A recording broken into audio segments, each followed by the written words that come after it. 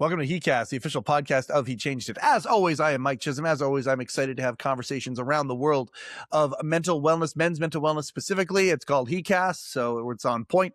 Today's guest, okay, so again, we love having professionals on here, but at the same time, we love having guys come and tell their story. And Dave Schultz is our guy today. He's Michigan born and raised, and former music teacher. Is a music teacher for a long time.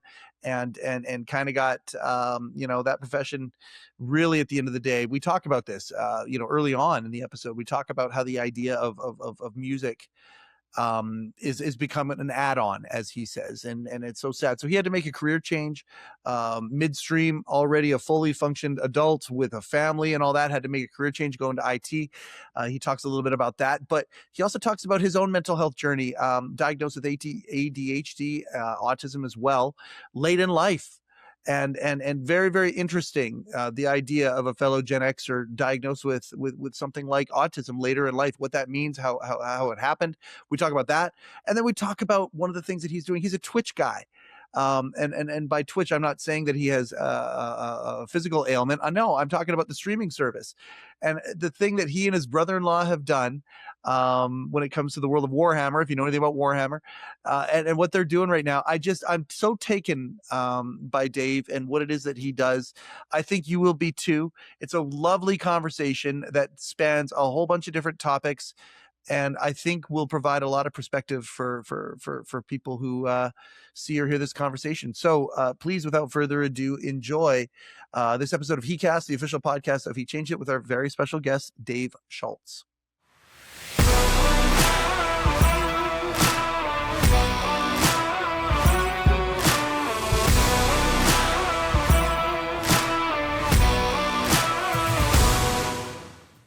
Dave, I am so grateful that you've taken time to come on heCast today to talk about. I love your story. I can't wait to get into it. But before we get into that, Michigan boy, born and raised, right? Yes, definitely. Around Detroit. Yep.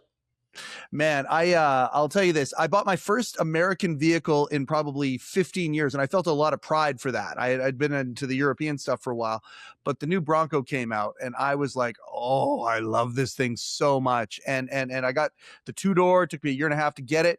And in the top corner of the windshield, I still have the original windshield on that thing, and it's proudly made in Michigan. And I've still got it up in the top there. You have seen a lot of changes in your life being from the Detroit area. Let me just ask you this, for those of us outsiders who have kind of followed the story, and, we watched Roger and Me and have seen, many of the news things. How's Detroit doing? How you doing? How's things in Michigan right now? One of the things that I love about Detroit, first off, Detroit dominates the area. We all worry about what's going on in Detroit. So I put out full transparency there. I'm from one of the northern suburbs, but Detroit dominates everything. We always keep it on track with what's going on there.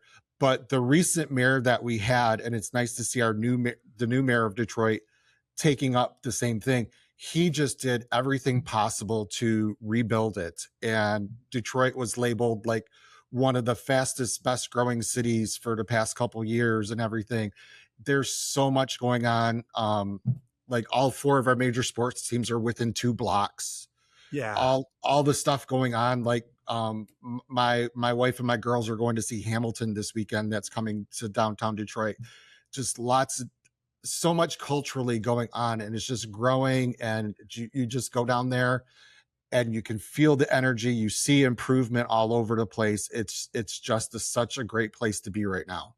I love hearing that, because a lot of people don't realize when Detroit was in its heyday, the wealth that was there, the success that was there, all of these things that we're talking, Motown, all of these things that happened, the convergence of greatness in Detroit was unbelievable. And to see it having the struggles that it had as everything shifted in everything. And this is really a greater metaphor for life. You know, the things that come and go, the great times, the low times. I love hearing that you guys are on a resurgence. I mean, that's in the Mhm. news and people are hearing this, but I love hearing it from a local. That's fantastic. I appreciate you coming on heCast today, and you know, being willing to be so open and transparent about things. We love having coaches, psychologists, and counselors and people like that on the show. Of course we do. But at the same time, a huge part of what it is that we do is we have guys on to tell their story, and to share the things that maybe that they have learned along the way. And it's all about perspective. You certainly have a plethora of perspective that we can Mhm. dive into here. But I want to go into, you know, there's a lot of guys who, you know, I remember graduating and being told that my generation, Gen X, was going to have to change careers 4 or 5 times when our parents or our grandparents, many of them worked for the same place for 30, 40, 50 years. Certainly being from Michigan, Mhm. you would be in the crosshairs of similar verbiage. Trained music teacher. Yes.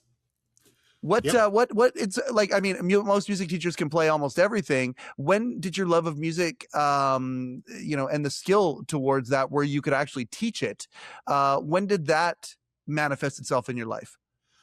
I kind of always had a love of music. I remember growing up, always hearing the radio on in the house, Mm-hmm. and just like even now, I still listen to the songs of that area. We're relatively the same age, so I'm still listening to 70s music. Yep. I like one of my favorite groups is Chicago, and I have Oh everything, yeah. and they're on the hard drive in my car, and I just have that going all the time. So it's just that's something that just stuck with me. And when I got to high school, I was set on being a graphic designer.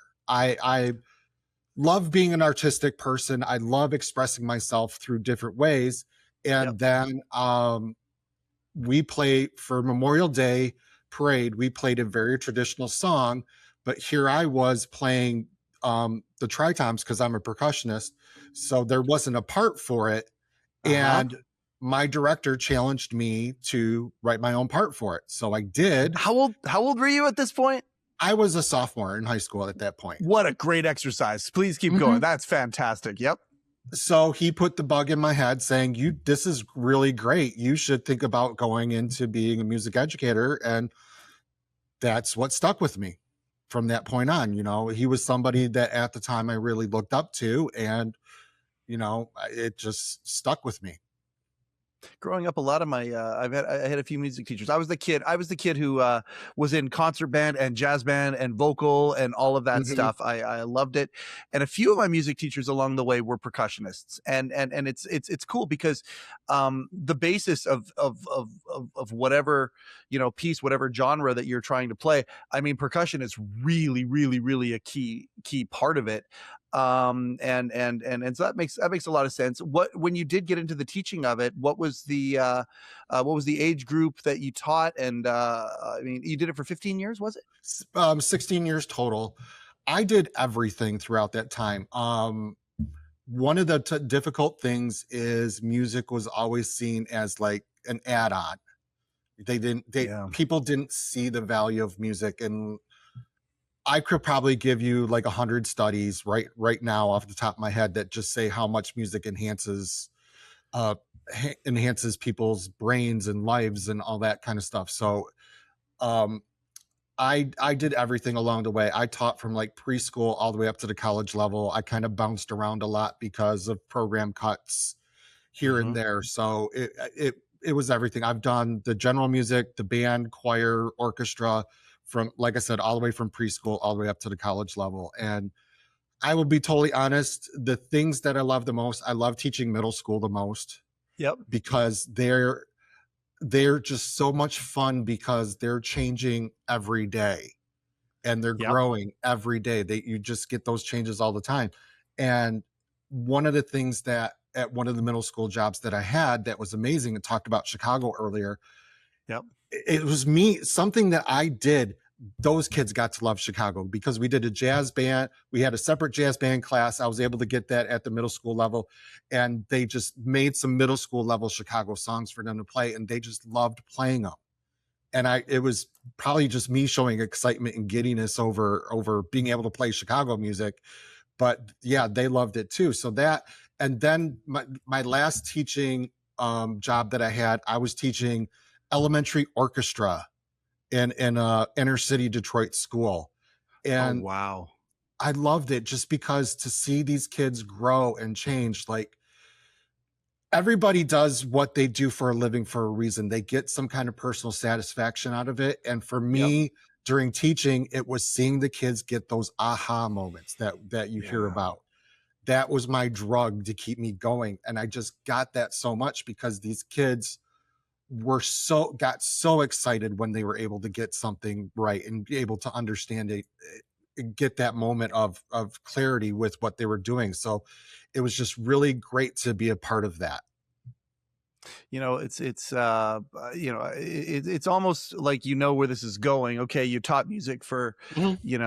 a decade and a half, more, and you talk about the importance of music, and then we also think about where society is going when it comes to this. And I mean, I truly believe that a society many times, the intangible of that society's art Mhm. is one of those things. And I mean, don't get me wrong, America, North America has phenomenal art output. However, when you think about it at the local level, when you think about kids, and I mean, there are guys. A lot of our audience are guys who are stuck. There are guys who Mhm. are, who might be pondering some things when it comes to mental wellness. Well, art and creativity, whether it's enjoyed or performed or created, is a huge component to who we are.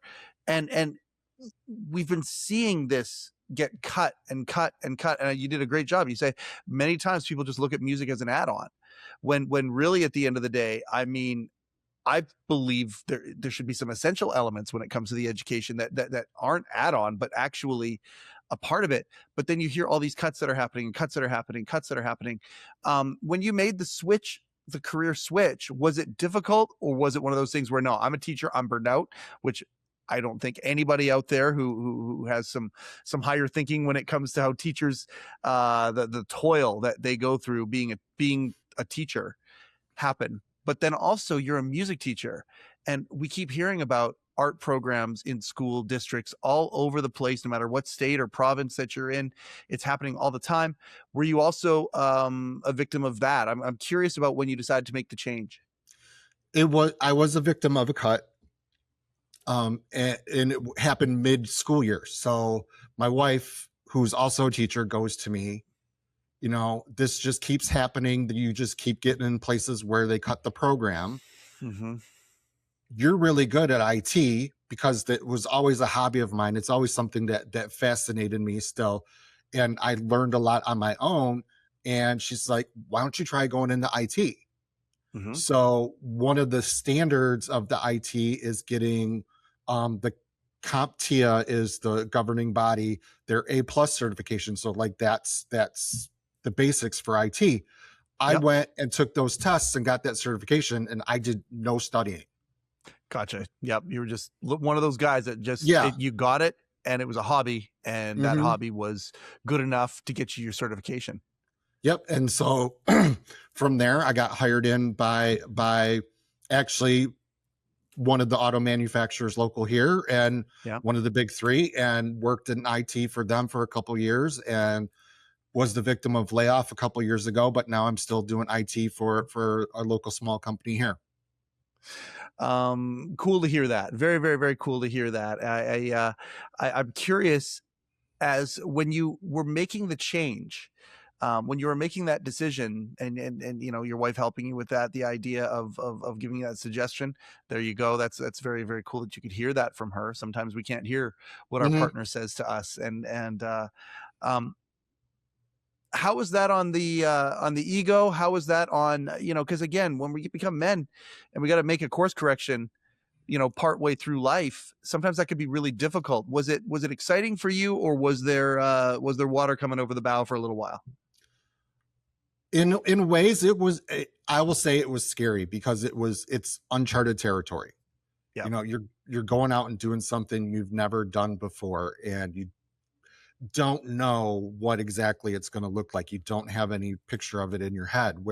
Yeah. Whereas like getting unfortunately bounced between music jobs, I know what a music job is. I just need a place to do it You and just need give a me the gig, chance to do it. Yeah, like musicians exactly. themselves. You're just looking for a gig. Yeah. Yeah. So that was new, but I kind of fell into it, and I kind of took the same attitude that I have.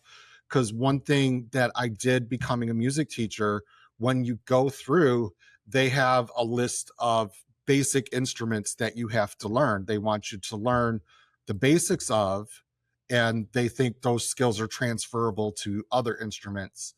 I decided on my own to take all of them because my thought process was, and one of the things that frustrated me in high school was going to get a clinic from a quote unquote renowned director, but you ask them to do something and they can't do it.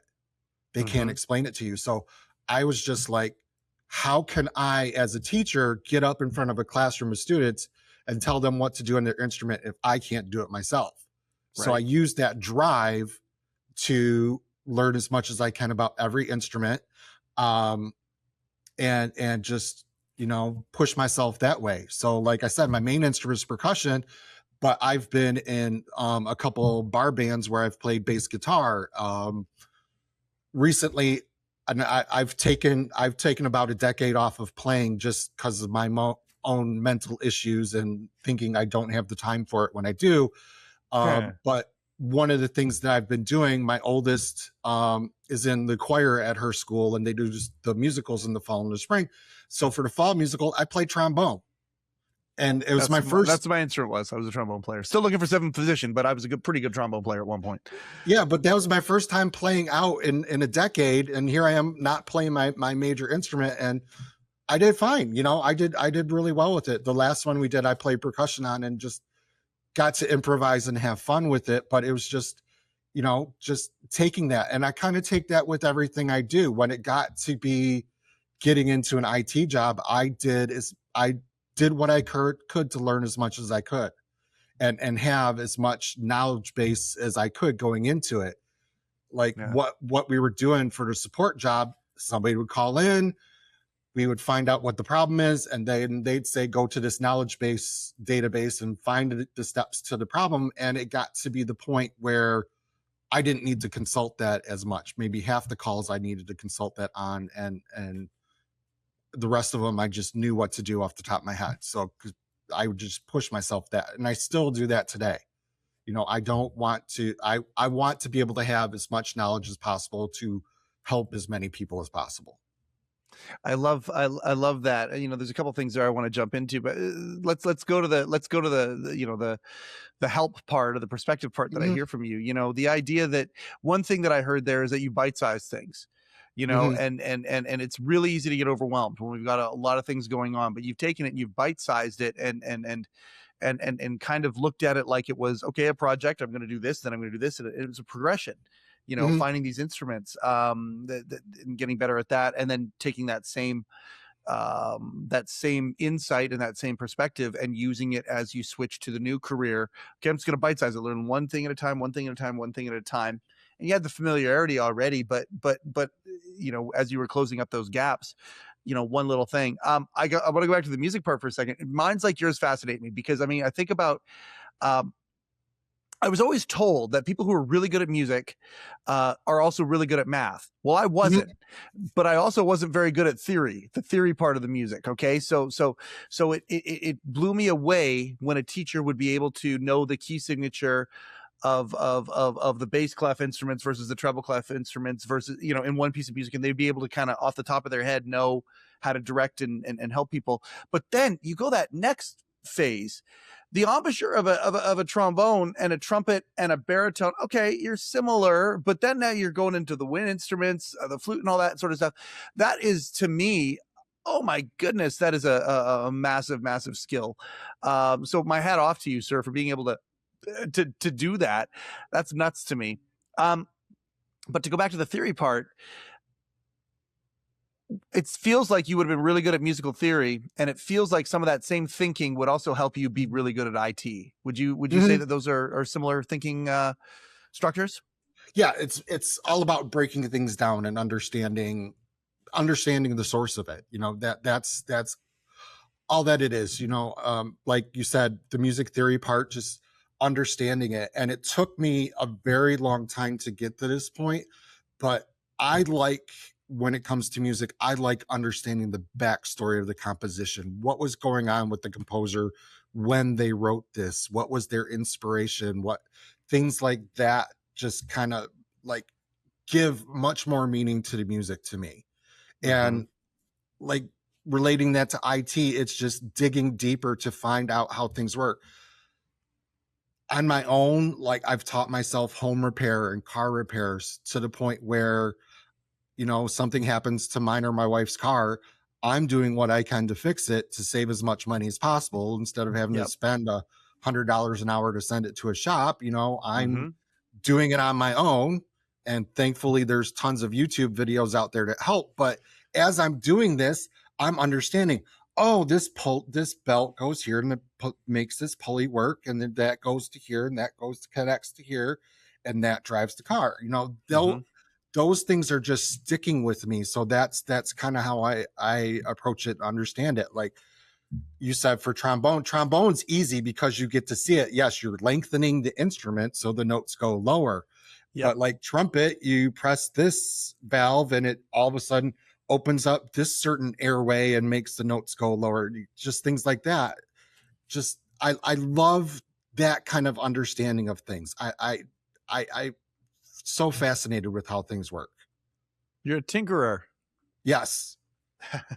One of the things, and the school of YouTube too. Yeah, I mean, the school of YouTube is unbelievable. I mean, I think about myself back at 14, 15, 16 years old. I think there's a natural inclination as we get older to look at all the change of and see the things that kids go through. I've got a granddaughter, and I look at how radically different her life is, and I think about what it would be like if I had YouTube, and the school of YouTube, Mm-hmm. as we've been talking about, at in the 80s, what that would have looked like, what I would have learned, the way that I would have self-educated.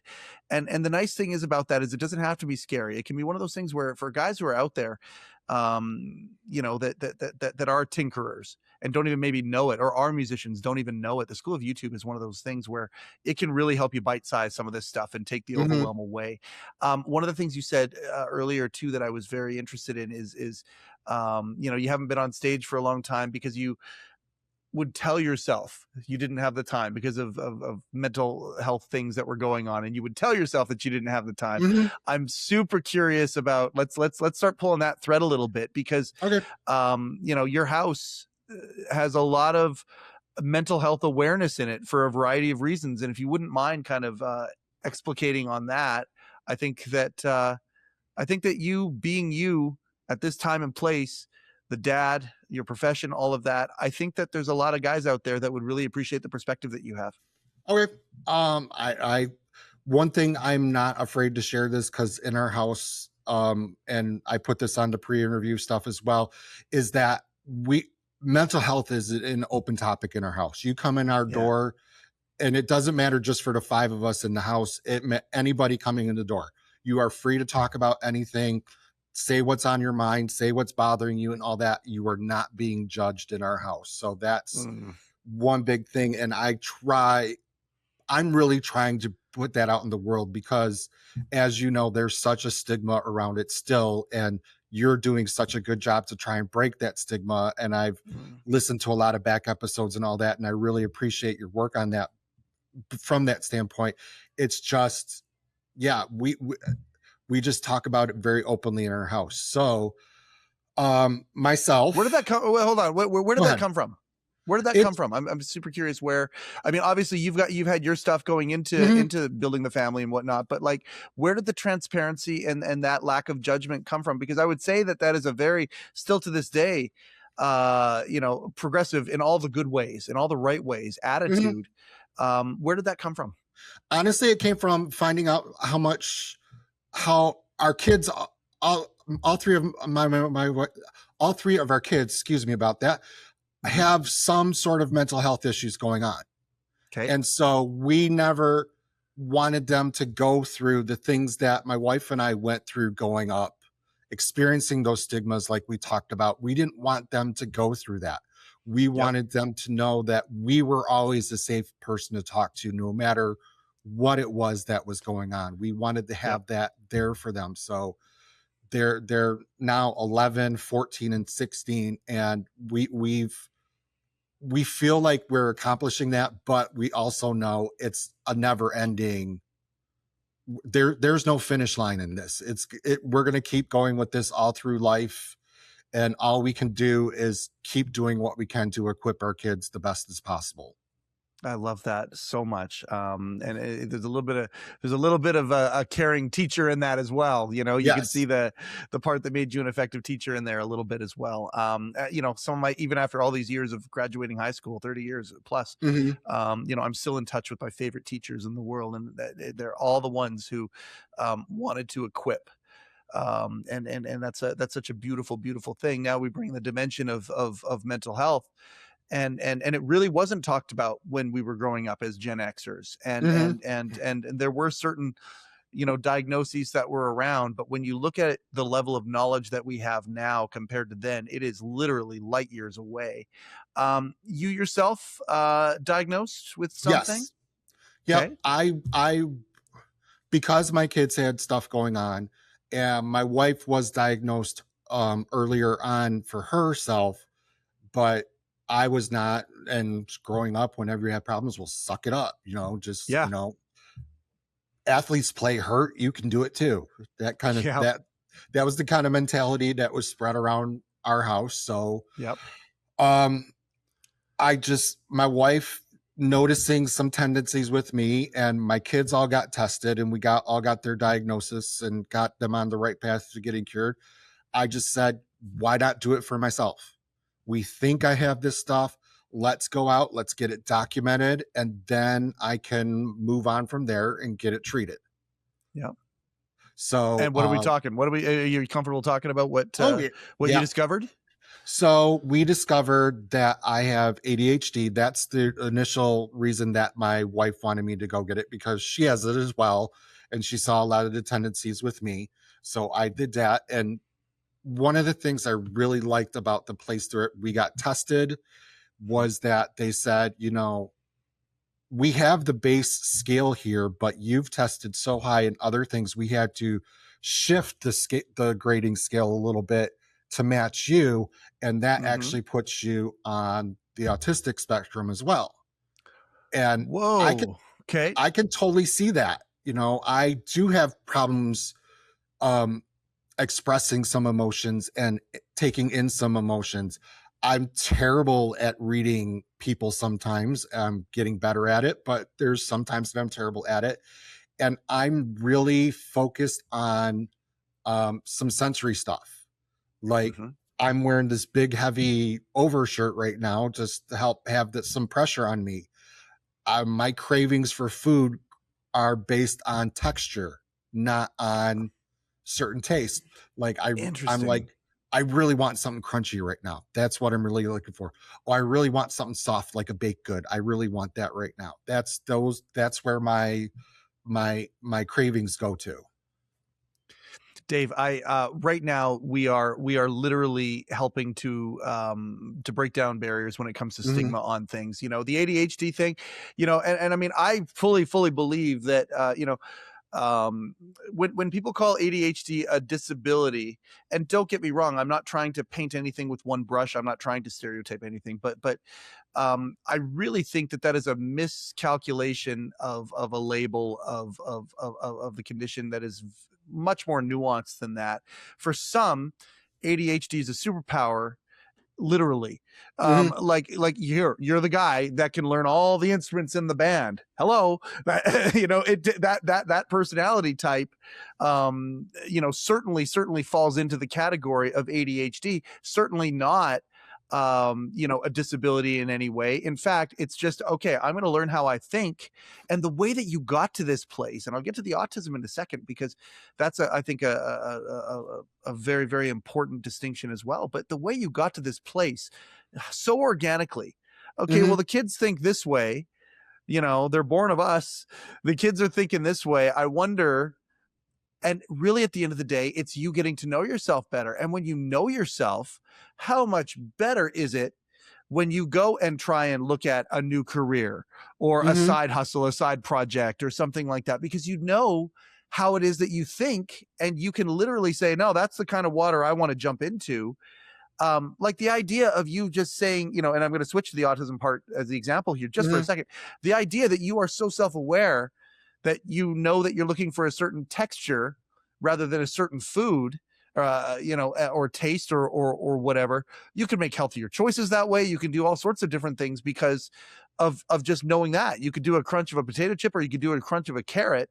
And if both scratch the same itch, well, there you Mm-hmm. go. That's an easy decision to make. That's just the first one that came to my head. Um, the and the idea that you're so open to talking about it, I appreciate that so much.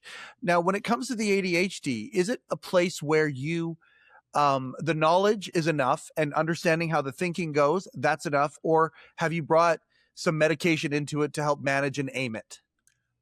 We tried the medication. Um, it didn't. It didn't. It might have worked, but it Yeah. made me really irritable. Okay. So we got off the medication. I don't do anything like that. What I do mainly is like little bits of caffeine, and Yeah. basically it's from like the bottles of green tea that you get off the shelf. That's what I drink. So Yep. that's where I get my caffeine from, or the little one shot drink mix packets that have caffeine in them too. So that it's very minimal, but I use that to Yep. kind of help and balance things out. And if, I feel like I can't focus, I'll go get a drink, that Yep. kind of thing. And it's not anything that's terrible for me in that way, So So you can manage that's it. what I And do. I'm glad that you talk about it, because not everyone is the same, and not every diagnosis, certainly when it comes to this, is the same. And the idea that you can, okay, recognize this is the way that I think, this is the way that is conducive for me to be effective, and you figure out those things and then do it that way. But every once in a while, if you need a little bit of a whatever it is, a supplement, whatever, people who are hypoglycemic need to eat a granola bar every once in a while. They Hmm. know that about themselves. Well, from a mental standpoint, I think as a society, it's been tougher to kind of get to that place where we ourselves will just look at it the same way, but really at the end of the day, it's the same thing. It's not, there's nothing different about that. Now let's bring up the A word, and then the idea of a spectrum. And I mean, I I had somebody on the other day when we were talking about this. I think it was a therapist. They blur together. I'm sorry for not being able to recall the exact conversation, but it was certainly it was a psychologist for sure, and also a Gen Xer.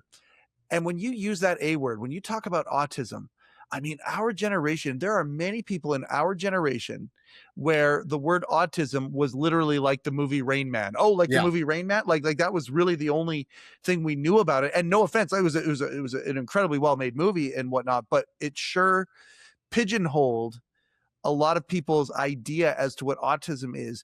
The idea that it's a spectrum and it could mean a as a selection of things that the word autism could mean is gigantic. And the spectrum Yes. is a good word for it. And you think about how big a spectrum is. You think about the color spectrum.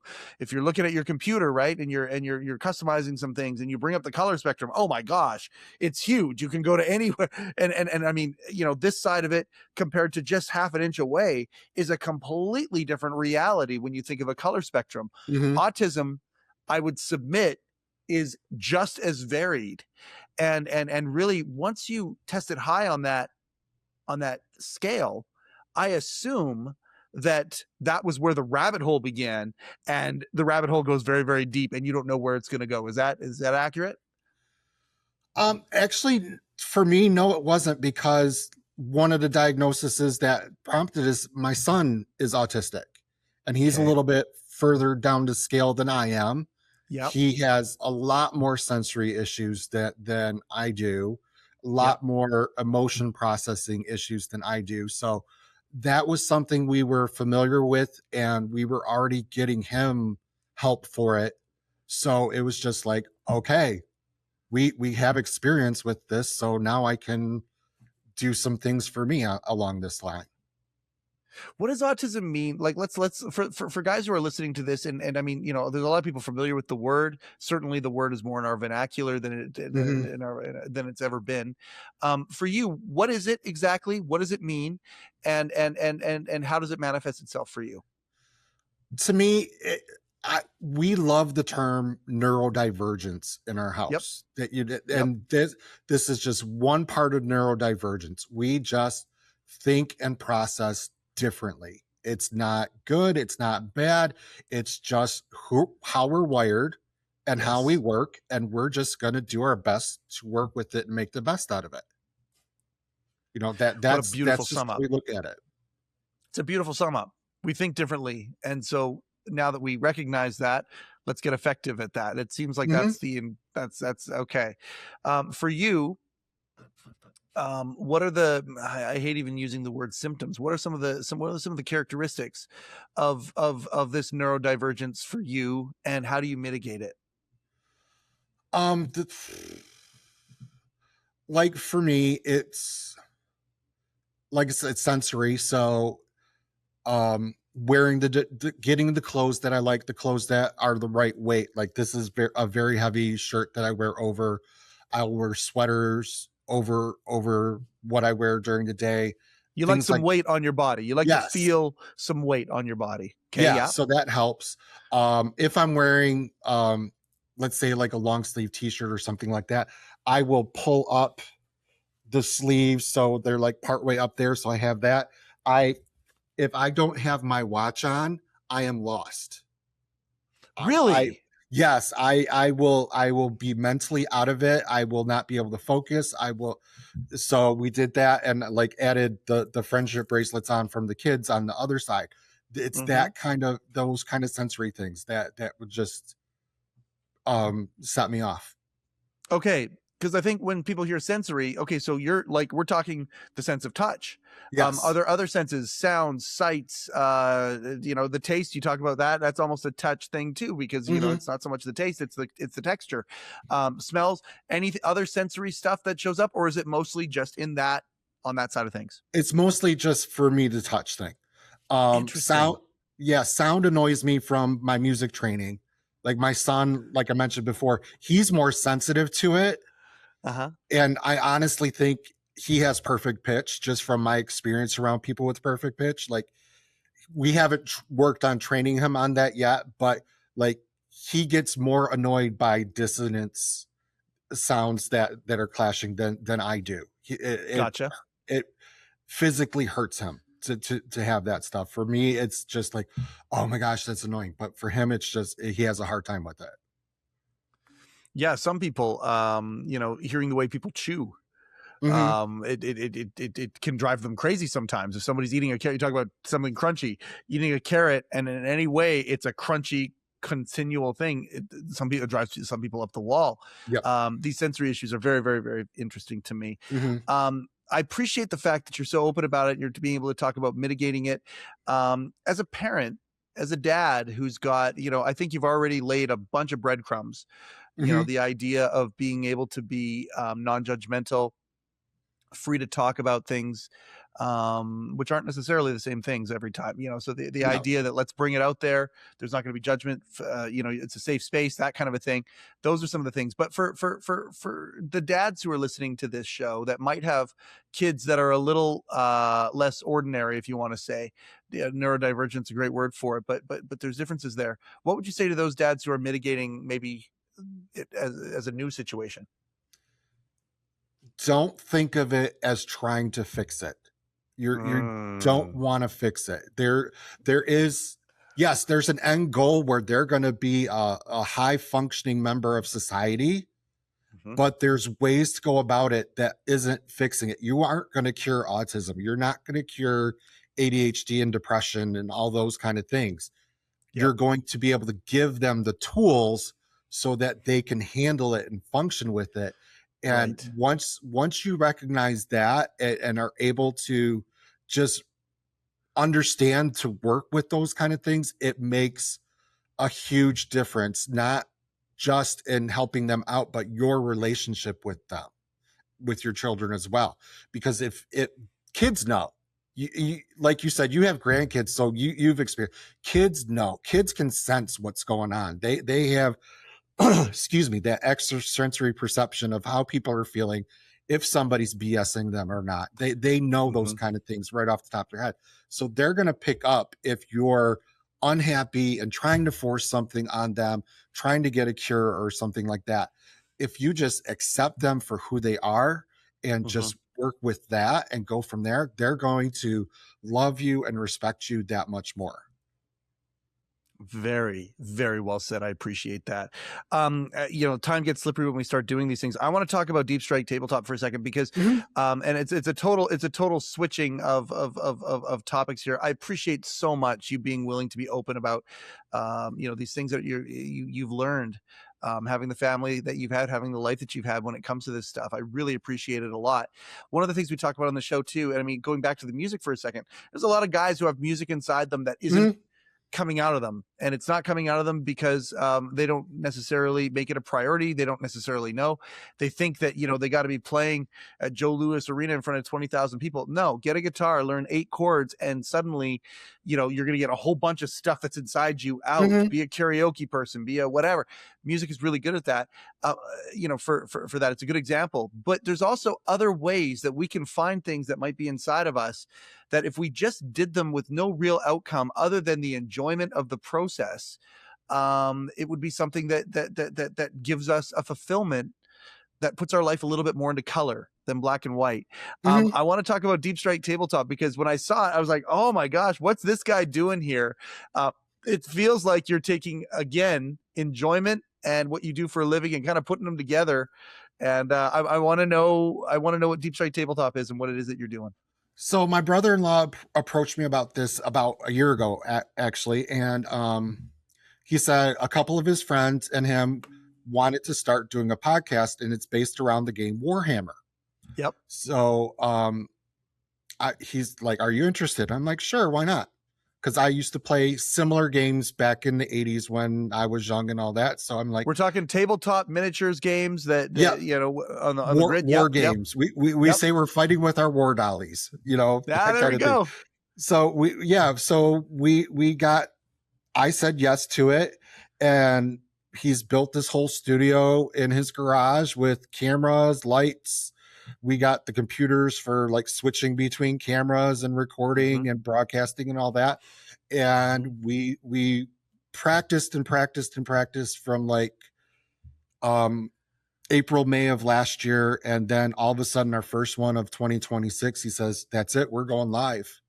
And so we went live on Twitch and broadcast our the two people who were battling that day. And we take it from a standpoint of, one, we're not the best people at this, but Yep. we're willing to admit we're not the best at it, and we're going to learn from it.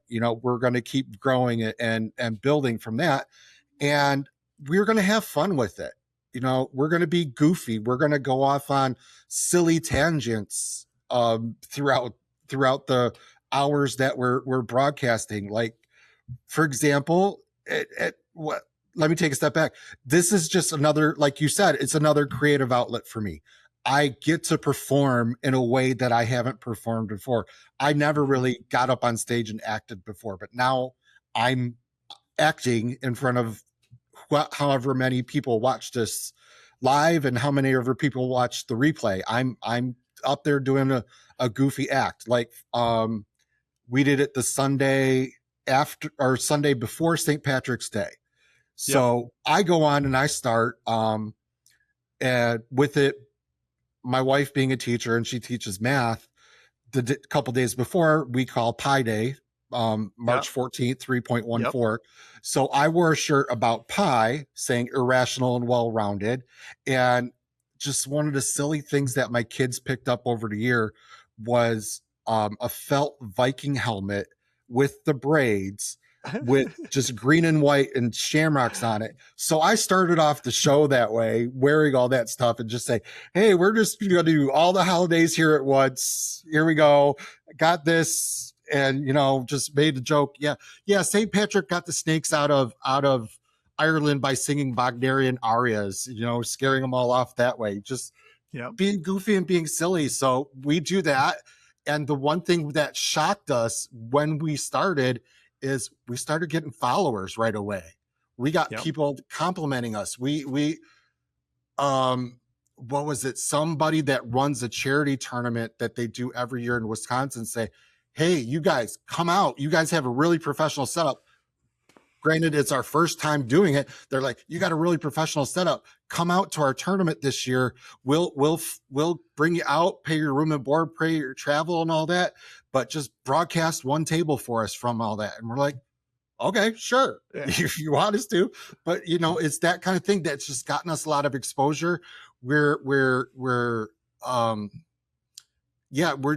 have fun doing it. We want to grow it to where we have other games that we do different nights of the week and things like that, but we want to get really good at this one first. So we're going to push with that, but it's a lot of fun. We get to be goofy. We get to be silly.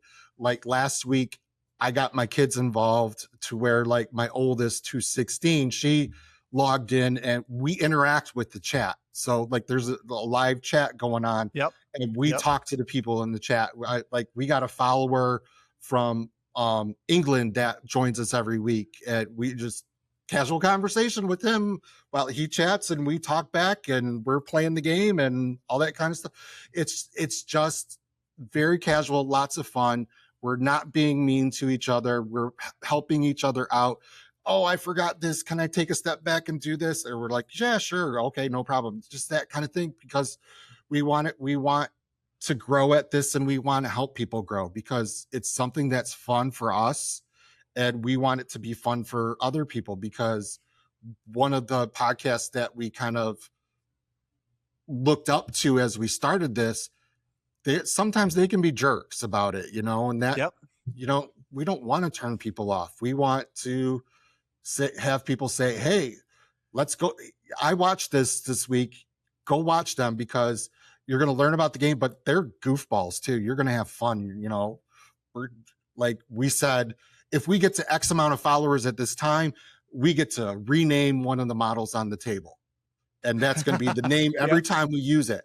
And we got to that number of followers and we did this. Okay, if we get 5 more followers, we're going to put this one up there. We're going to take suggestions for this one. And just getting interactive that way with the audience. It was just a lot of fun. And for me, the last week one was really good because I was actually kind of down and pushing as hard as I could to fake it and host it and everything. But we just have a great time with it because we want to be goofballs and we just want to have fun. I know I've said that a lot, but I just couldn't think of any other way to put it. I dig it. I dig it so much. And it's you hear about Twitch and again, this is one of those things where I think back to, I used to play HeroClix. Okay. So HeroClix is like the Marvel DC version of what you're talking about here. And it's a little bit different of a game, but this premise is very, very similar. Actually, you know what? I'll rewind even a little bit further. I used to go to movies with my buddies and we would go see, a Quentin Tarantino double feature, that starts at 10 p.m. and finishes at 2 a.m.